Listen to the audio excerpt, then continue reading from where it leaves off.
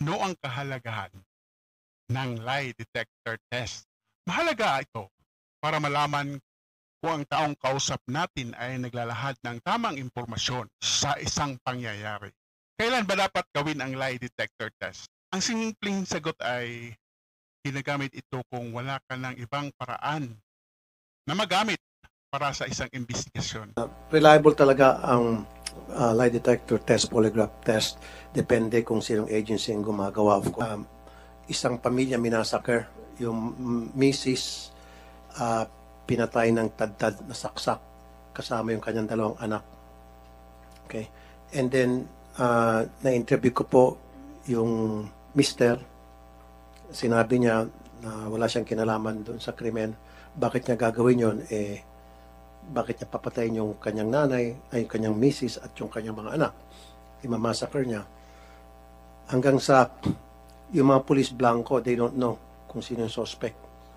Nung lie detector test ko po, yung si Mister, nung makita ng mga police. Ang isang pangkaraniwang investigador ay hinahanap ang katotohanan sa pamamagitan ng paghahagilap ng ebidensya para matukoy ang katotohanan at makilala ang may kagagawan sa isang pangyayari.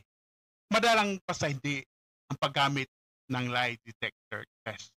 Kahit sa mga pagkakataon na alam na natin ang nagsasagawa ng isang krimen, hindi natin bigyang halaga ang mga sinasabi nito.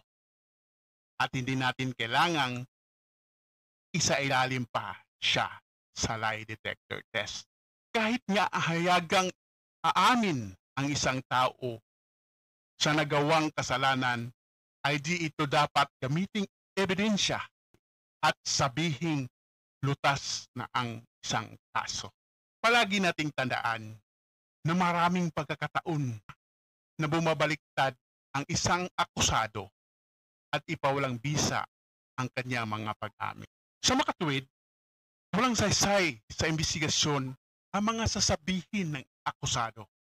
Kaya din natin ito dapat pagkaabalahan para sa isang lie detector test. Tungkulin natin bilang isang investigador na maghanap ng ebidensya para ilatag ang buong katotohanan sa kanyang kinasasangkutang asunto. Pakinggan nating lahat ang mga testimonya pati na ang sa akusado para maigi nating malaman ang buong katotohanan. Lahat ng sasabihin ng isang suspitsado ay tatawagin nating alibay para mailayo niya ang sarili niya sa pangyayari.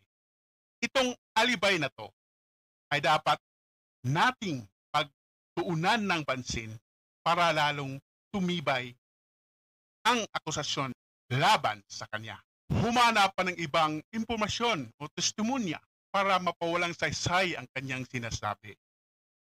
Kung sa tingin nating mabigat ang kanyang alibay, ay hindi ito rason para sa ilalim siya sa isang lie detector test para mapawalang saysay ang kanyang alibay. Sa korte ka na magpaliwanag. Mga katagang binibitawan ng magagaling investigador dahil alam nilang mas mahalaga ang paghahanap ng kaukulang ebidensya kaysa bigyang halaga kung ano man ang sasabihin.